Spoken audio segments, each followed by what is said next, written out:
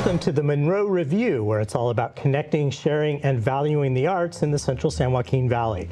I'm Donald Munro. Today is December 9th, and I'm coming to you from the CMAC studio in downtown Fresno. We have a great show for you tonight. We have not one, not two, but three Annies in studio, and they're going to be talking about the new children's musical Theaterworks production. We have a story from the field about Fresno State's production of Red Velvet, including interviews with director Brad Myers and lead actor Jimmy Haney. And I'll have a special guest, TMR's Heather Parrish. We are going to be talking about our top 20 list for 2024, and we'll be revealing several of our picks, but not all. First, let's take a look at some of what we've been covering on MunroReview.com.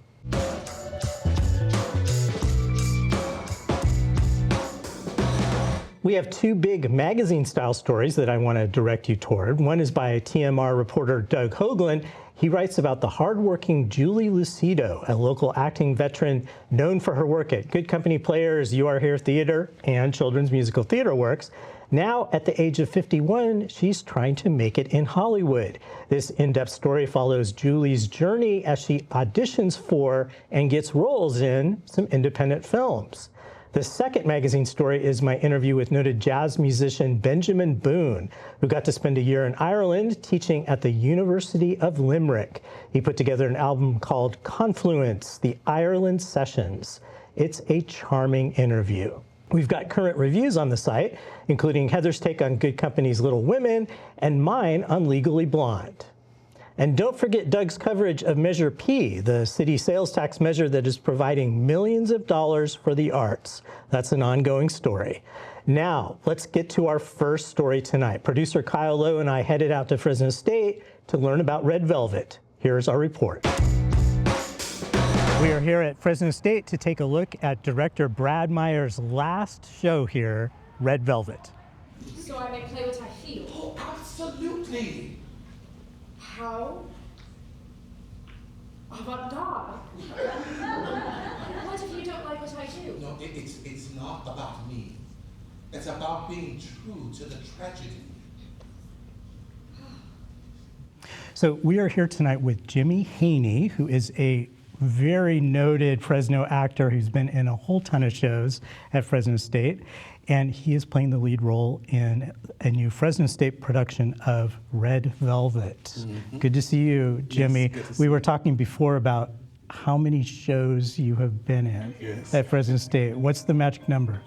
I think 10. This will be the 10. 10. That must be almost a record, if not a record. So this show is not as well known as some of the shows that you've been in, but I know that your director, Brad Myers, describes it as like the best show you've never heard of. Yes. Had you heard of it before? I had not of this show or of Ira Aldridge, who the show is about. I'd never heard of him. So tell us about Ira. Okay, yes. Ira Aldridge was the famous Shakespearean actor of the mid to late 1800s.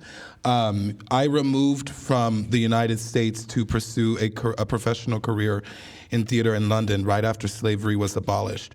So he had been working there for a few years before the event that takes place in the play at Covent Garden. So a little bit about him is he is kind of just like the typical actor who is driven and has big dreams and aspirations. His objective is to essentially achieve his dreams and also make a name for himself during a time that was not accepting of someone who looked like him.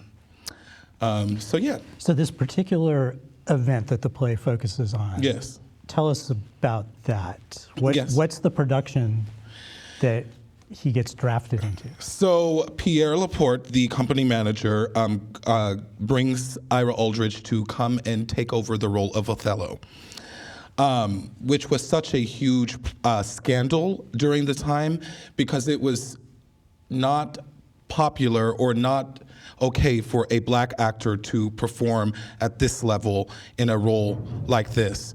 And previous to him, the famous actor Edmund Kean had played the role in blackface and was unable to continue the run. So they had called Ira to come and take over Othello, which is ironic because he was perfect for the role, but I mean, it's so crazy that we think back to that time. Yes. That Ira would be criticized for playing a role, for portraying a black character. Yes, absolutely. And that's why it's such a huge scandal. Throughout the play, we get to discover how the company reacts to first seeing Ira and realizing that they are actually working with a black actor, but also accepting that he knows his stuff and that they can actually learn something from him. So yeah. Do you think that it was easier for a black actor in England at the time as compared to the US, or were they about the same? Oh, probably England. I think because slavery was still very, very much still happening in the U.S. Oh, okay. So when you're talking about slavery being abolished, that was in the British Empire. Yes. Still going strong in the US. Ira was born free. He was born in the North, so he wasn't a slave. But it was probably easier for him to have opportunities as a black man there in London in comparison to the United States, because there was still a part of the United States where if he were walking into an audition room, someone could have probably claimed him, right, and taken ownership of him. So this role gives you a chance to kind of get your Shakespeare chops in there. A little bit. What is that like for you? Absolutely. Well, first of all, to answer the first part of your question, I feel very grateful to be taking on a role of this importance. I think it's so important for people to come and hear about this story and him. This play has a play within a play. Yes. Othello. Is it a major part of the production? Well, absolutely. I think the entire play is based on Ira Aldridge coming to play Othello. Okay, so we see lots of Othello. Yes. Okay. Oh, well, you don't see too much of Othello, but you see the rehearsal process. You see enough of Othello. But he's also playing Lear, and then he's also himself in his 20s and in his 60s. But Othello is the central focus. It's his reason for being there. Yes. The kickstart of his professional career in Europe, I think. So I want to ask you about your director, Brad Myers. This is his last show at Fresno State. He's going to be retiring. How does it feel to be the lead actor in his last play? Well, it feels, it's like bittersweet. He taught me everything that I know about acting and being a professional and being a young man in this kind of career. He's given me so many opportunities that I'm forever grateful for. I feel indebted to him, and I want to make him proud, and yes. Well, that sounds wonderful. Is there anything else you want to let people know about the show? Come and see the show. Come and hear about this story. It's such an important story, and you probably have never heard of it, but hearing about it will give you a kick. It will influence you to want to achieve your dreams and not ever give up on anything, no matter what. I think it's just, yes, it's a wonderful story. Well, great. Well, thank you. Yes, thank you. Gentlemen, remember that we are artists of the highest caliber. Oh, piss off, Pierre! We take 5 and we continue. We're talking to Herman Gutierrez, who has another leading role in Red Velvet. Tell us about the character you play. So I play Pierre Laporte. He is the French stagehand or stage director. He is he's a very interesting character to play. He invites Ira Aldridge in to come play Othello when Edmund Kean is no longer able to. Throughout the play, he's very confident in Ira's work. He's he sees Ira as this very accomplished actor, but when he notices the confrontation that's going on and like the defiance of some audience coming, he switches. It's just like a flip switch with him. So he's a very interesting role to play, I would say. Oh, I see. So there's a twist Yes. there. He's willing to kind of go against the grain by Yes. bringing this actor in, but then when there's a price to pay. Yes. I see. Yes. Did he think of what he was doing was a major social shift or making a social statement? I believe Pierre did crave change in the theater. He wants evolution in theater. Because he has a history himself, which is not very appropriate for this time.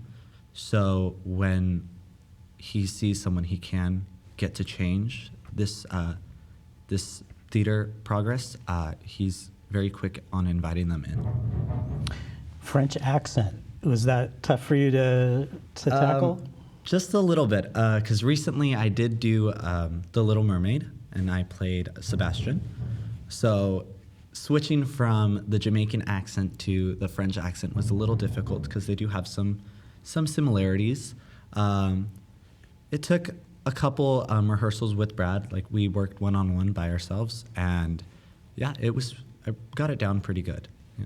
So one of the great things about theater is sometimes it pushes you to experience shows that you've never heard of, that you've never seen, about parts of history that you might not be aware of. How do you feel about that? Yeah, I believe that's 100% correct. I have never heard of the show. I've never heard of Ira Aldridge. And I'm used to doing like musicals, pieces I have heard of. So jumping in on this play was such a great opportunity, I would say. It's allowing me to open up and experience more as an actor. And finally, there are a lot of students at Fresno State who don't even know that there's a theater department and who don't go to shows. What do you say to them? I mean, I didn't think anything of theater until I began it, until I was able to see a show. So I would just say, come out, try it out. It doesn't hurt to try. And then I would really love for them to come watch this show specifically because there's so much to take away. Well, great. Well, thank you. Yeah, of course. Was she polite? Not entirely. For goodness sake, you should have had a seat. She has a way of making me feel an inch high. Margaret, you are taller than any of them. No question.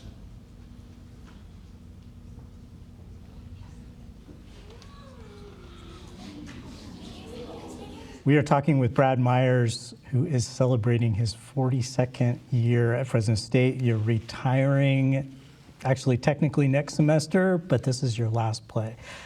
I'm curious, are you a this is the last time I'll do this kind of guy? Like this week, have you been saying, oh, this is my last tech rehearsal, this is my last fight for a parking place, that kind of thing? Well, I've been trying to avoid those thoughts because if I sort of wallow in them, I get very, very emotional. I live emotionally very close to the surface, and that sense of the last time to ever. Like, I think about tonight will be the last time that I ever talk to a group of actors before going into an opening night, but I'm trying to keep those things out of my mind because I choke up and I become incoherent. So I was a little surprised when I saw what your last production was going to be because I had not heard about it. I hadn't known much about it. I'm intrigued. What led you down this path to this play that a lot of people have never heard of? That's one of the reasons why I wanted to do it. I think, rather than just rehashing those old titles that everybody knows that people will come and see, is less compelling for me than bringing a new piece of theater, a Central Valley premiere of Red Velvet. And when I read the story and what it's about and the importance of this man, the importance of the story, and the way that it really resonates with contemporary issues, I said, this is it.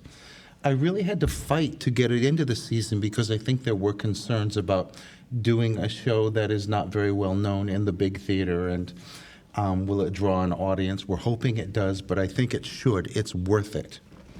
So the main character, Ira Aldridge, Yes. is an American who goes to England. He performs in a Shakespeare play. That in itself is controversial, right? In terms of an American playing a Shakespearean role. Then add to the fact that he is black. Right. He had performed elsewhere within the British Isles.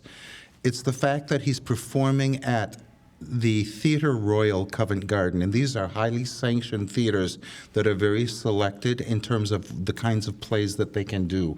It's like the cream of the crop to be at a Theatre Royal, and there weren't very many. There was Theatre Royal Covent Garden, Theatre Royal Drury Lane, etc. So that was a big deal. He had played Othello elsewhere. He did a big tour in Ireland, but getting to come to the Theatre Royal Covent Garden is a huge, huge deal. And what I want to highlight about 1833 is that during this year, Parliament is debating a bill which will ban slavery throughout England and her colonies. The selling of slaves had been banned earlier in the century, but the ownership of slaves had not been banned, which is why it's such a big deal. And it would really mean compromising what's going on in the plantations and the Caribbeans and sugar and things like the English society so relied upon, products that they so relied upon. So while Edmund Kean is collapsing on stage, out in the streets of London are these riots going on, people with huge protests about that bill. And then with that backdrop, we put an African-American actor stepping onto the stage for the first time to play Othello. That is, it's just an amazing story.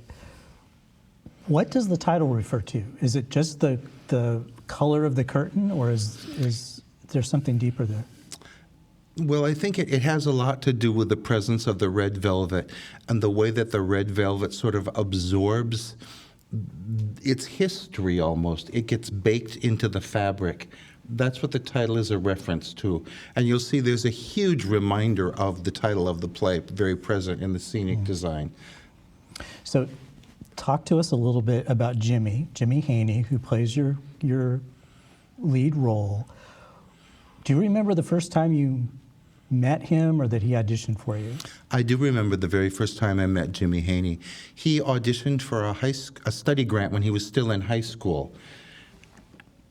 And it was astonishing. And I was thinking, oh, we'll never get him to come here. That kid will get a free ride wherever he auditions. But he chose us. And I think we're so lucky to have him here. It is important to me that a talent of his caliber, maybe the most talented, certainly one of the most talented actors to ever come through our program, that they get the opportunities that they deserve. He's so talented, he's so brilliant, he's so hardworking, and everything you've heard about Jimmy Haney you'll get to see in this show, except he doesn't sing. When you think back on your 42 years, a lot has changed in theater. Technically, the type of material, but what has been the biggest change, do you think, for yourself? For me personally, or for the department? Probably, we'll take both. Okay. For me personally is that as an artist, you're never complete, you're never done.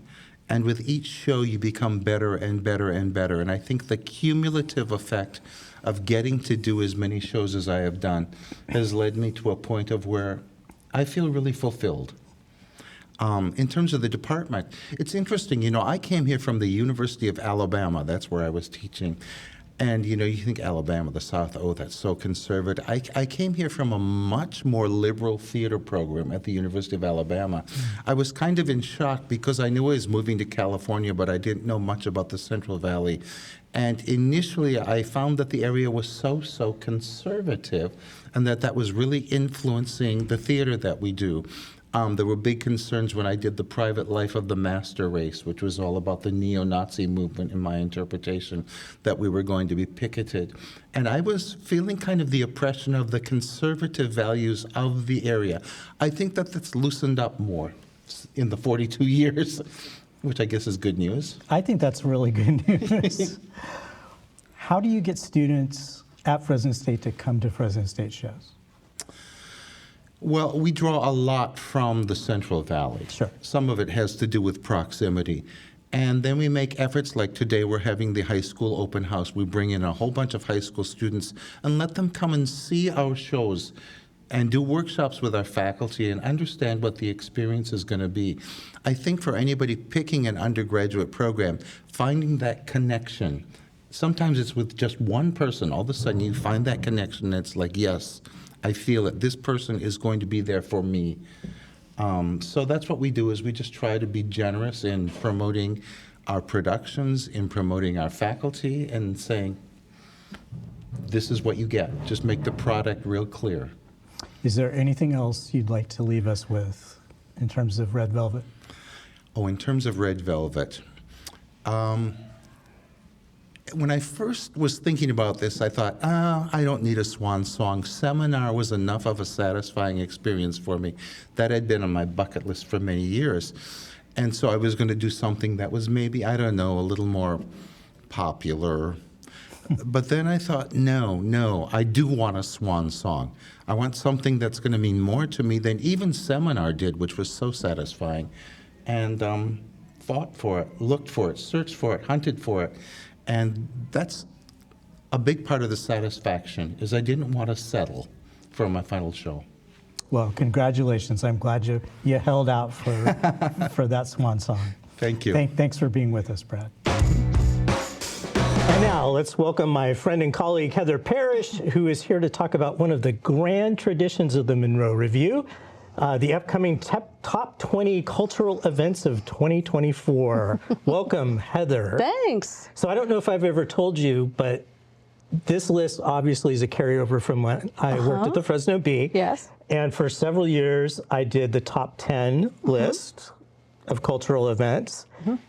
And it reached this point that I could not do it. Can't do 10. It was too hard. If you were going to do theater and dance and museums and all that stuff. So I said, let's change it to top 20. It's fine. There's a lot going on in Fresno. There's People a lot don't going get on it. in Fresno. Yeah. So before we get to the top 20 list, I want to talk a little about next year, because there's some exciting things going on. What can you tell us about the theater scene that you know of? Well, the landscape starts off with Beautiful at Roger Rocca's. Now, this is a repeat of what they did last January that sold out. Everybody loved it. It was huge. But the cast has some turnover this time, so it's kind of a new cast. And that could either play well, because it will lead some new color to the situation, or it could flag a bit. Sometimes the repeats a year later don't do as well as they hope they will. But one never knows. Well, and it's interesting for season ticket holders, because they have to decide, do I want to see a show that I've, Already seen. Yes, Yeah. exactly. Yeah. A couple of other interesting titles coming up. We do have another Annie on the horizon, a professional version, which is going to be coming through on our tour.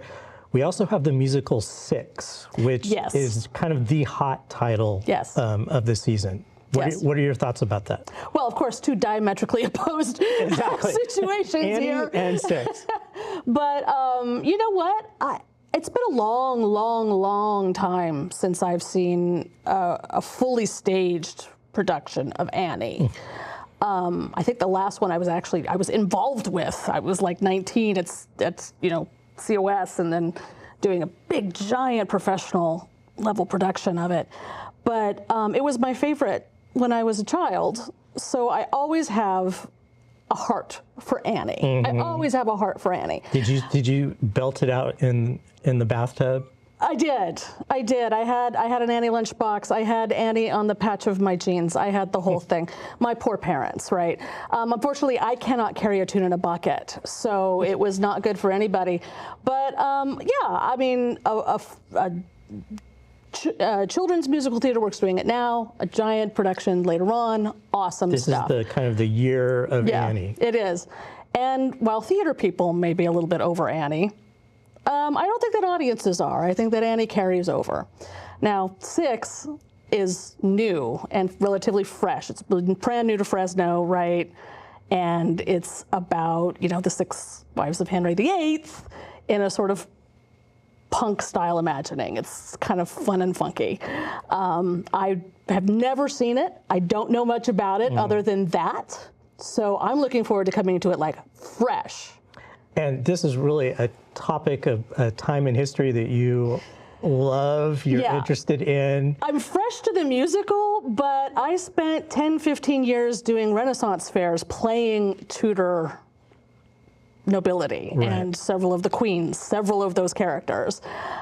So yeah, it'll be interesting to see the artistic take on it. Well, and I always think it's exciting to have a show play in Fresno that is relatively fresh, that was on Broadway. It's still on Broadway, but it just opened a couple years ago. Yes. That's sort of the trend now, is that they're opening hit musicals earlier, you know, out in the hinterlands, rather than making us wait like 15 years for it. And I think that's actually a pretty good strategy. Yeah? Why do you think that is? What do you think's going on there? Because it builds on the hype of the New York run, I think. I think but by the time some of these shows get here, it's like I almost feel like people have forgotten about Moved them. on. Yeah. I'm not sure if that was the case with Come From Away, but a little bit. You know, it was really a hot show how many years ago, but it did take a while to get to Fresno. Yeah. So, and I guess the other thing that's great about 6 is that it's an equity show. It's the same tour that goes to the major cities. The big cities. San Francisco. And that's happening a little bit more often here too. That's happening, yeah. And I really like that because, you know, the theater goers in Fresno, for the most part, you know, from many of them, this is the only place where they will ever see theater. So giving them that experience of professional actors, it's a different experience. I don't think it's better or worse. I think it has a different vibe to it versus seeing people in your community doing something that most people wouldn't be brave enough to do. Exactly. So, you know, I think that they both have equal value, but it is a very different experience. So another development is that we are looking toward a new theater company. Yes. Chanticleer. Chanticleer. Chanticleer. I always want to do a cock-a-doodle-doo after that. If you don't know, the Chanticleer is really named after a rooster in some medieval story somewhere. And this is a Shakespeare company. Yes, it is a Shakespeare company.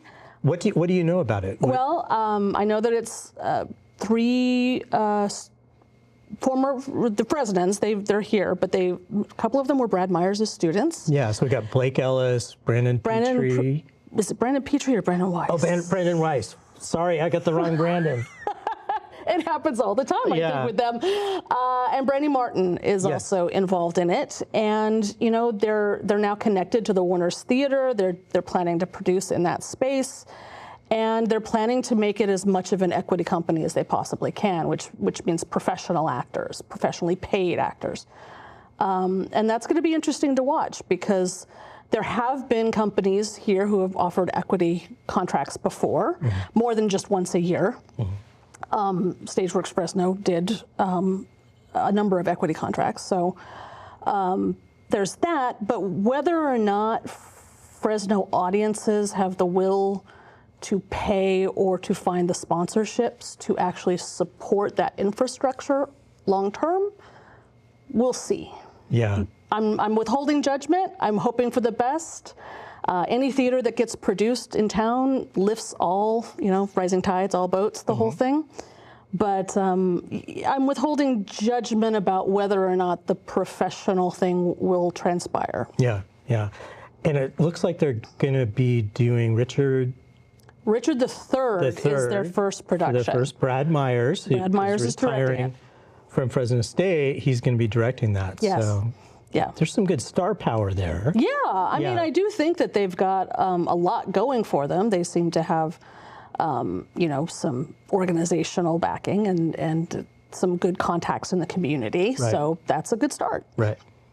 Let's talk top 20 list. Okay. We're gonna tease. We're gonna give maybe 4 or 5 of the 20. Then the other, you have to go and read it on the Munro Review at the end of the year.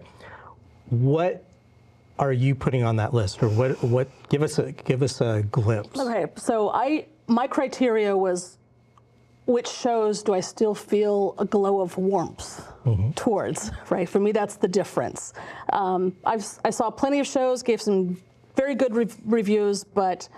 The first one for me was Matilda at Selma Arts, which is unusual for me. I'm not a big musical fan. And outside of Annie, I'm not a big kids on the stage person. But Matilda was so warm and so fun. It was like that great 10-year-old who is charming and witty and unpretentious but doesn't know it yet. That's what it felt like to me, was that 10-year-old and just being overwhelmed by that. I loved that one. I saw that as well, but I'm such a Matilda fan that it's hard for me to be objective on that regard. There's another show that you were telling me about that you actually saw both casts. I saw complete works of Shakespeare abridged at GCP. I saw both casts back to back, so on a Friday and a Saturday night. And I put this one on the list largely because they were both successful, but in different ways. They each had a different flavor. In the review, I compared one to the Second City, comedy troupe style, and one to Python. And it had a different energy, but they were both well prepared, truly great comedy bits, and awesome energy, which I think also speaks to the strength of the direction. And I believe that was Mark Standriff, and Kristen Crace, I believe, was his assistant. So the direction was also very good. And hats off to you to go to both shows back to back. I thought that was kind of a brilliant move.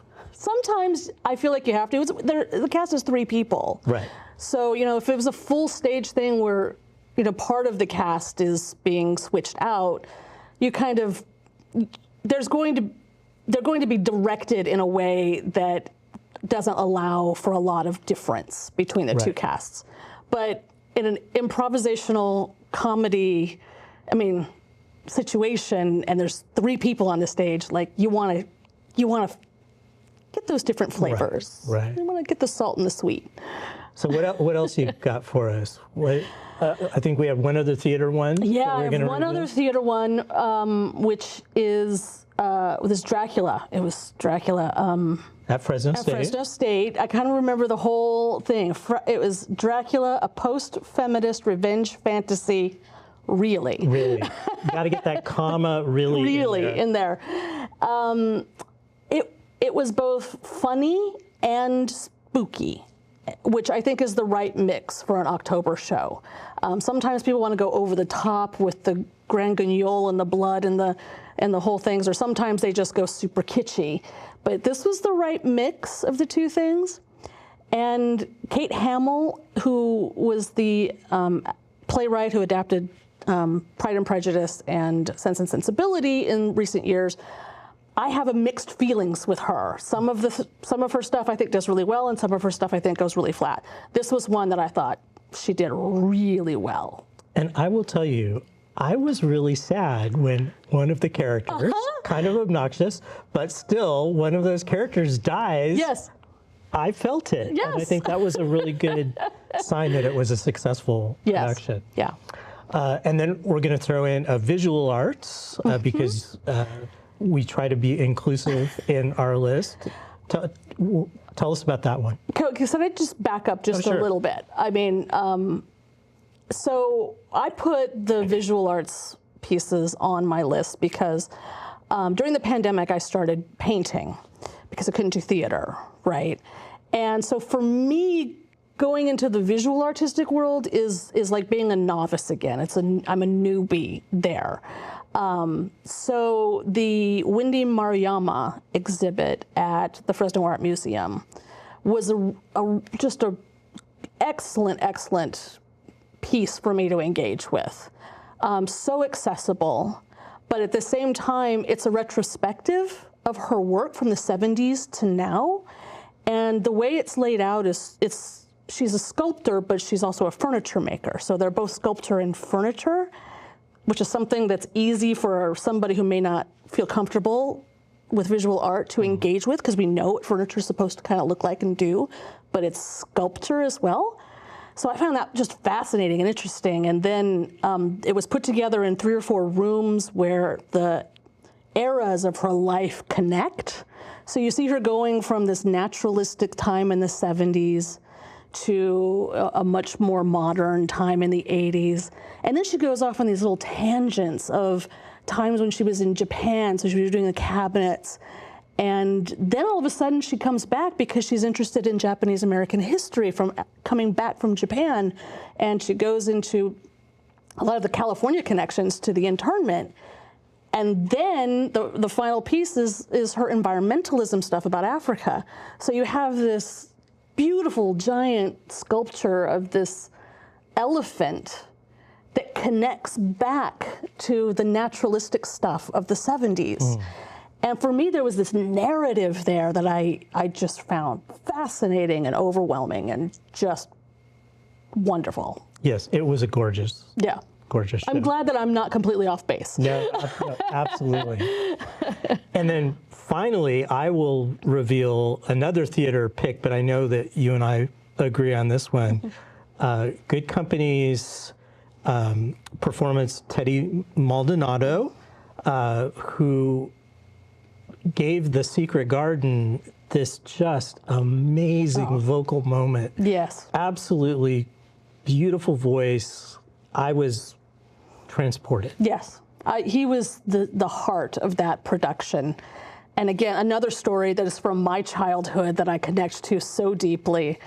And he was just so resonant that it just filled that stage. It was a beautiful performance. Absolutely. Well, for the other, I guess it would be 15 picks. People will have to wait, but we wanted to give you those 5.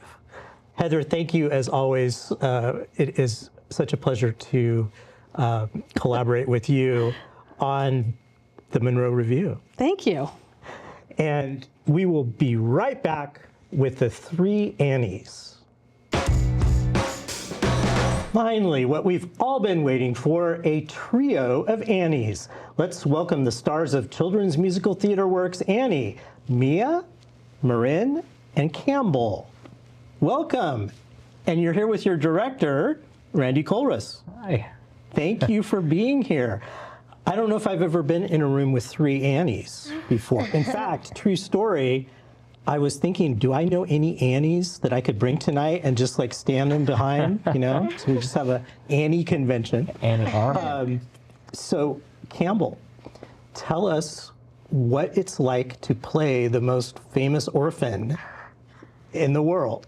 Well, I have always wanted to play Annie, and it's really fun to be able to play such a diverse character because she's very hopeful and kind, and she's a little bit sassy too, and she's she is. Yeah, she's very strong-willed, but she also has a soft side to her.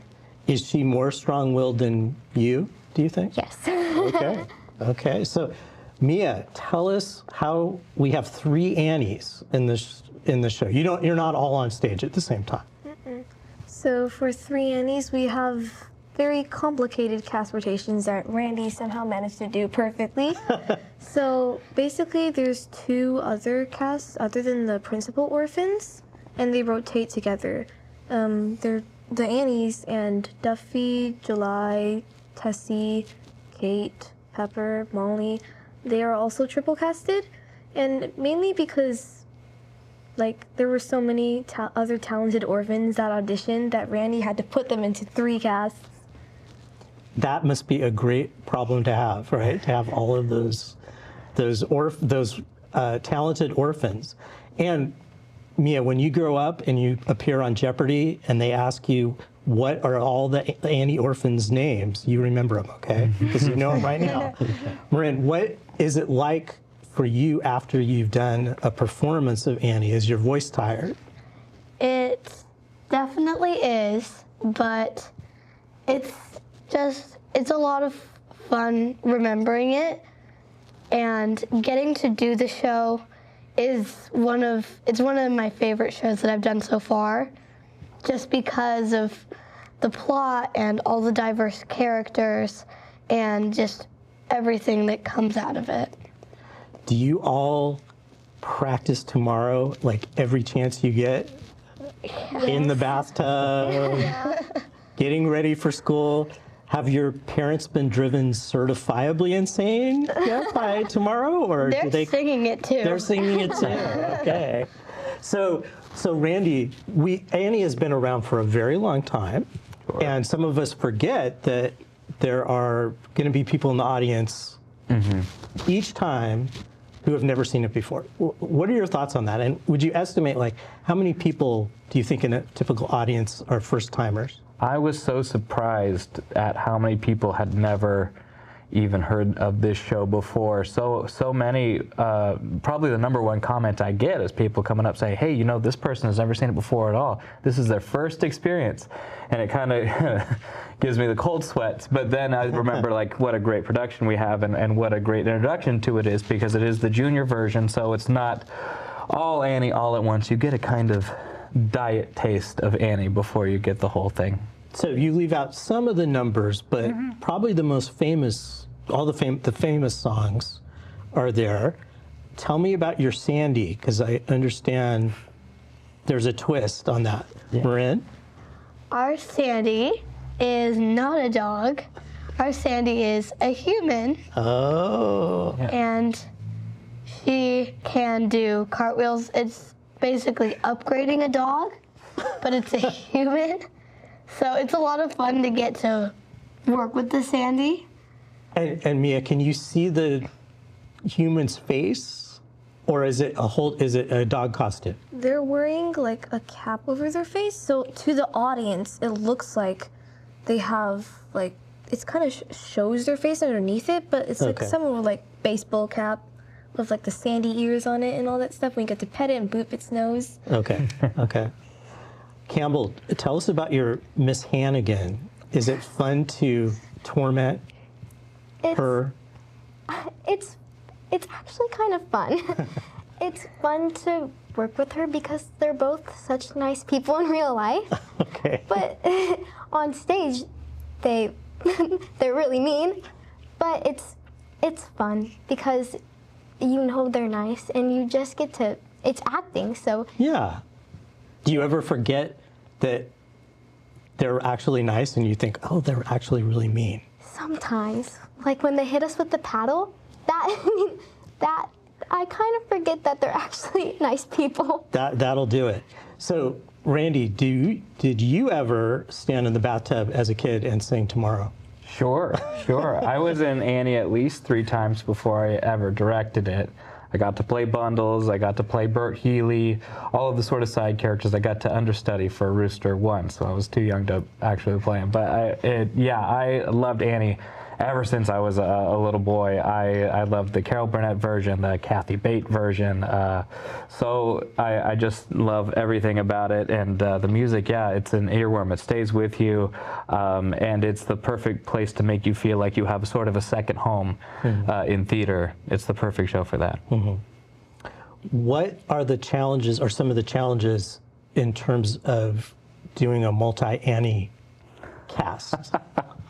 Yeah, it was not easy. So what it is, have you ever tried to split something 3 ways? It's about 33, 33, 33. So equal rehearsal time is always tough. Everyone's got to be very patient while they sit and they wait their turn to go on. But something that really comes as a benefit from that is that they're hungrier for it. There's more electricity. They don't always get to get paired up with the same cast either. So there's different Hannigans and different Sandys.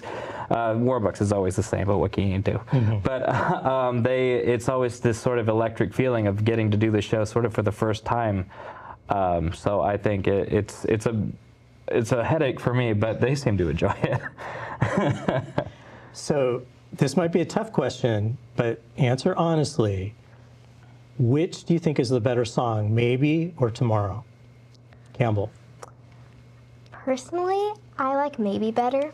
I think Tomorrow is just so well known, and I feel like Maybe is underrated because it's such a good song and it's really meaningful, and it has a real like heartwarming story behind it. Yeah. I have to really agree with Campbell on that one. Even though people say that Tomorrow has inspiring lyrics, I think that Maybe has better lyrics in the song itself, because it's basically talking about Annie and the orphan's dreams about like think about what their parents could be and where they would be and what they would do and how would they act. And I love the melody itself too. It really reveals a lot about Annie's character.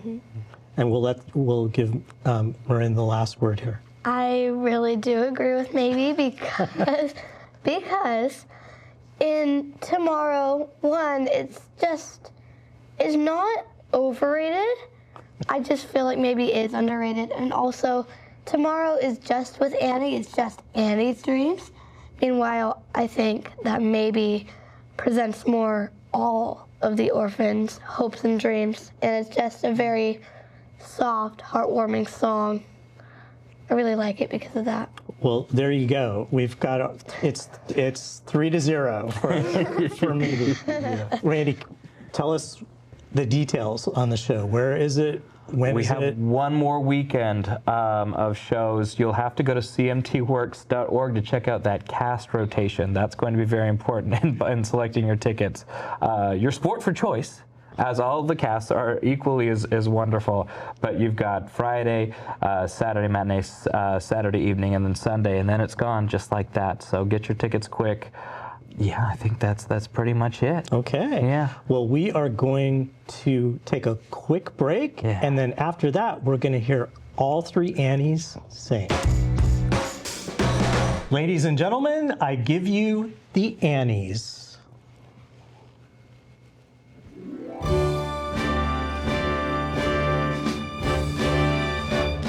The sun will come out tomorrow. Bet your bottom dollar that tomorrow there'll be sun. Just thinking of tomorrow clears away the cobwebs and the sorrow till there's none. When I'm stuck with a day that's gray and lonely, I just stick out my chin and grin and say,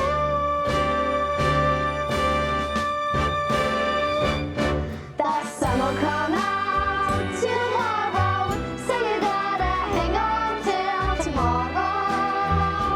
Come what may, tomorrow, I love you, tomorrow, you're always a day away. Tomorrow, I love you, tomorrow, you're always a day.